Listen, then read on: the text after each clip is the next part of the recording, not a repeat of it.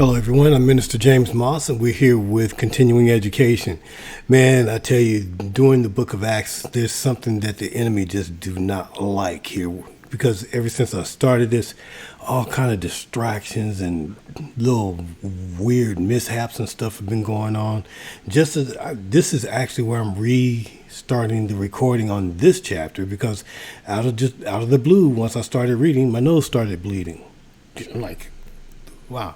So whatever it is, I am still going to be persistent in completing the task that is set before me. All right. So with that said, we're into chapter 17, into chapter 14, verses 1 through 7. Okay. And this one is entitled Paul and Barnabas in Iconium. Okay. So chased out of Antioch of Pisidia, Paul and Barnabas journeyed southeast to the region of Galatia, stopping first in the city of Iconium.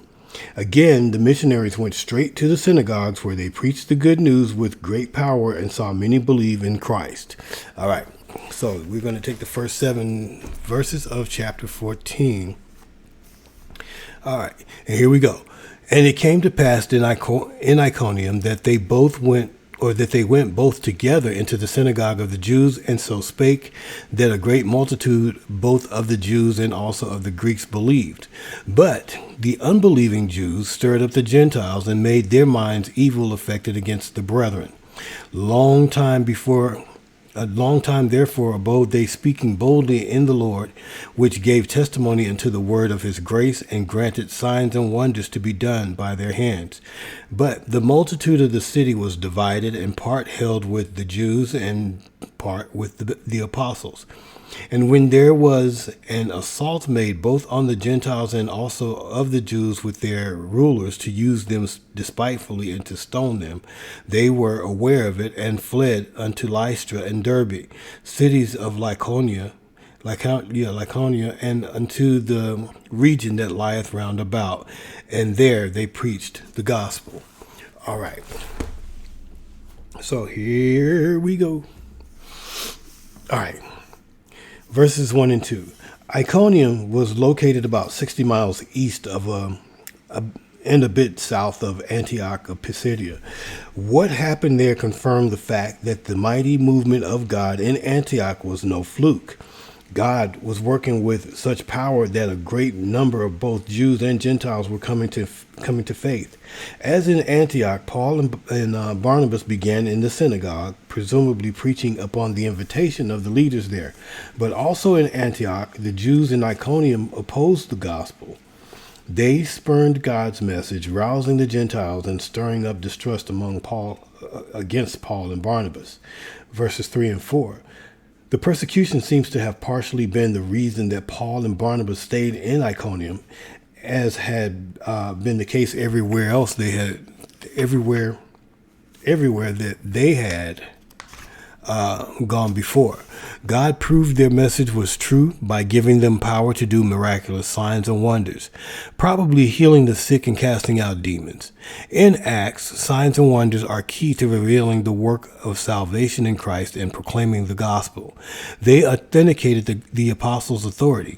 Even so, a rift developed and the people of the city were divided.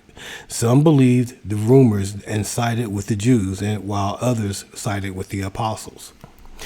Verse 5 through 7. A mob of Gentiles and Jews decided to attack the apostles and stone them. Fortunately, the apostles heard of the plan and fled for their lives. The opposition did not stop their message. Paul and Barnabas went to the region of Lycaonia. The next stop was Lystra, a smaller city about 20 miles south of Iconium. Paul may have picked this smaller place in order to let the storm of opposition quiet down a bit. The events that occurred in Derbe are recorded in chapter 14, verse 21. All right, so that does it for Paul and Barnabas in Iconium. You see, it didn't take long for them to stir up a ruckus and cause problems, but cause there was a division. Some wanted to side with the propaganda of the Jews that felt like they were being undermined, and then you had the others that were like, hey, we're going with the apostles. They've been able to show us something that you Jews haven't shown us in a long time, and that's, that we have salvation in God the Almighty. So again, good. It's a good thing to just kind of see how people were responding to the gospel. And even in this day and time, we can't expect everybody to just receive it with joy and graciousness and glad. If that was the case, we wouldn't have as many problems as we have in the world. But the enemy constantly seeks to blind the minds of humanity as much as possible from opening itself up to the graciousness of God, the mercy and the compassion of God and God's plan of salvation. Hey, until next time, I'm Minister James Moss. Thank you so much for watching these videos, and hopefully you're learning from them. I hope and pray that God has really opened your eyes and just given you a greater perception of what he's trying to convey to you. Okay. Until next time, God bless you. God keep you, and always keep studying. All right.